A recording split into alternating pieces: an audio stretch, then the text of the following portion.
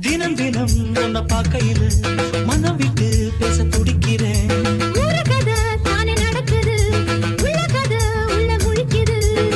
பார்க்க வரும் முன்னே துணிவது இருக்கும், பக்கம் வந்த பின்னே வெட்கமது தடுக்கும். சிப்பிக்குள்ள முத்தம் போல நெஞ்சுக்குள்ள காதல மூடி மூடி வைப்பதும் ஏனோ. தொண்டக்குழி வரைக்கும் அலையுற வார்த்தையும் வந்து வந்து திரும்புது ஏனோ. சொல்லாமத்தானே இந்த மனசு தவிக்குது.